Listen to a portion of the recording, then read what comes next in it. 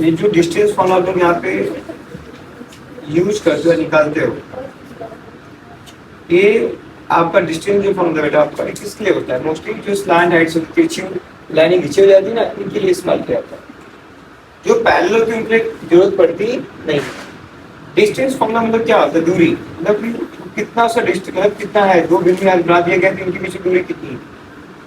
Okay, ये इनका mainly मतलब रहता है, दैट इज डिस्टेंस फॉर्मूला निकालना, उसके पीछे दूरी को निकालने की कोशिश करें। अब थोड़े से पहले लाइन में क्यों नहीं होता है? तो रीजन क्या होता है? जैसे कि मान लो कि तुम्हारा लाइन खींची गई है, ये वाई एक्सेस से क्या है? पैरेलल है। वाई एक्सेस क्या है? पैरेलल। आपको पता है कि मान लो यहाँ पे y2 होगा, यहाँ पे y1 है, तो y2 होगा, y3 या मान लो y4 होगा। गेस होगा बाबू, पीछे y3 आ गया, तो आपको इसके पीछे दूरी जानने का बेटे क्या बोलोगे? सर यहाँ पे y4 में से सर मैं इसको लिख सकूँगा, y2 को लेस कर दूंगा, तो मुझे आराम से मान लो यहाँ पे तुमको 4 दिया है, या मान लो यहाँ पे मान लो 4 ही दिया है, यहाँ पे तुमको 2 दिया है, 4 में से 2 क्या कितना आएगा आंसर? 2 आएगा ना आंसर, बराबर। इनकी पीछे दूरी कितनी दिखेगी तुमको? 2 क्या दिखेगा? 2 दिखेगा। तो ये आसान है, इसके लिए कोई लंबा तुमको फॉर्मुलेशन की पड़ती है। और बात ऐसे तो सेम बात आएगी यहाँ पे, आपको पता है यहाँ पे x1 हो गया, x2 हो गया, x3 हो गया, x4 हो गया, x5 हो गया और x6 हो गया। अब x6 से लेके x3 मान लो, इसके बीच तुम दूरी जानने का है, तो बस जो वैल्यू होगा वही इसका भी उसके पैरेलल ना, तो जितना वैल्यू होगा इसका वैल्यू सेम सेम होगा आपका। यहाँ 6 होगा, यहाँ 3 होगा, 6 में 3 गया, 3 बचा आपका। तो ये सब बड़ा आसान होता है निकालना। लेकिन जब बात स्लांट है ऐसा रहेगा तिरछी, तब क्या होगा सर उसके लिए? तो देखिए आप मान लीजिए आप एक ट्रायंगल बना लिया आपने ऐसा, ठीक है। अभी ट्रायंगल सबका हर एक पॉइंट क्या होता है, उसका कोऑर्डिनेट वैल्यू क्या होता है? उसका कोऑर्डिनेट वैल्यू होता है, आपको पता अच्छे से। मान लो कि आपका कोऑर्डिनेट यहाँ पे 1 2 3 4 5 6 7 ऐसे लाइंस भी है, x1 है, x2 है, x3 है, x4 है, x5 है, x6 लाइक दैट। यहाँ पे भी आपका y1 है, y2 है, y3 है, y4 है, y5 है, ऐसा लाइक दिया है। तो ये मान के चलो कि अगर मैं इसका कोऑर्डिनेट लिखने जाऊंगा, इसका कोऑर्डिनेट ऊपर वाले का, यहाँ पे पहले x लिखूंगा, x5 लिखूंगा पहले मैं, यहाँ पे आपको y1 लिखना है, इसका कोऑर्डिनेट पे ये आ जाएगा आपका।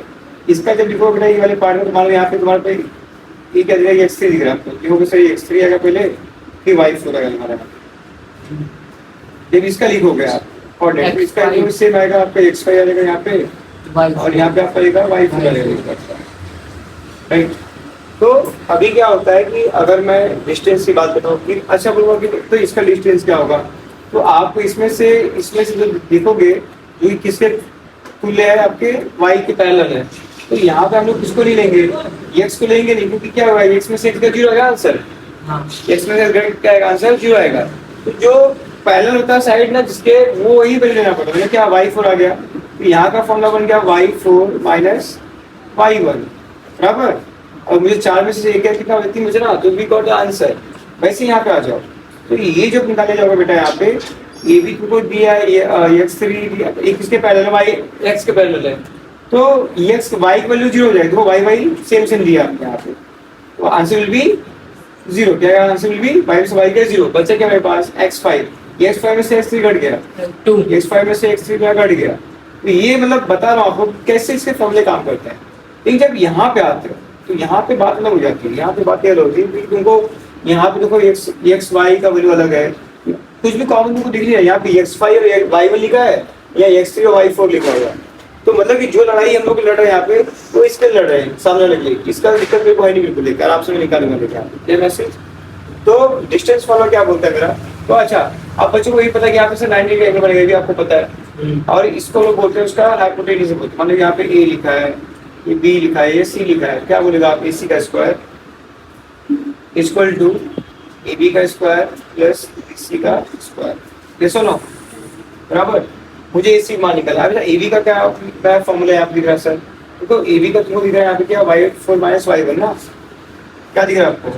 y4 माइनस y1, राइट, आया ना? इसका स्क्वायर हो गया। bc का फॉर्मूला क्या दोनों चलेगा? x3 minus sorry x5 minus x3 बेटा, राइट। यहाँ हो गया ac स्क्वायर। इसका लिखने में जरूरत नहीं रहती, तुमको दो का पता है अच्छे से वैल्यू क्या आएगा उसका, क्योंकि इजी पड़ेगा तुमको। जब एक्स मिल जाए जब पे वाई मिल जाए मुझको, इसके अलावा मैं एसी निकाल सकता हूँ, तो एसी का कोई सेपरेट निकालने की जरूरत पड़ेगी नहीं।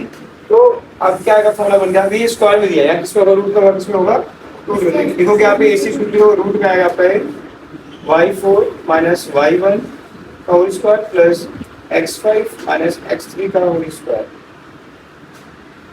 हालांकि आपको बुक में कैसा दिया है, बुक में बोला जैसे आप कोई निकाल कुछ लिखा है आपको इसी को, जैसे y2 माइनस y1 ले लिया प्लस x2 माइनस x1 ले लिया, ये फॉर्म लिखा। तो आप ये भी लिख सकते हो, कोई दिक्कत की बात नहीं। लेकिन मैं आपको जैसा दिया था, मैं आपको प्रैक्टिकल समझा के बताइए कैसे फॉर्मूला एक्चुअली बनाया गया है। कोई दिक्कत नहीं आपको बेटा ना, क्वेश्चन भी जब भी हम करेंगे बेटा इसके बाद ना, तो आप हमेशा बेटा दो का आपको वैल्यू से दिया रहेगा, कोऑर्डिनेट दिया रहेगा आपको, हाँ एक का निकालना रहेगा। Clear message.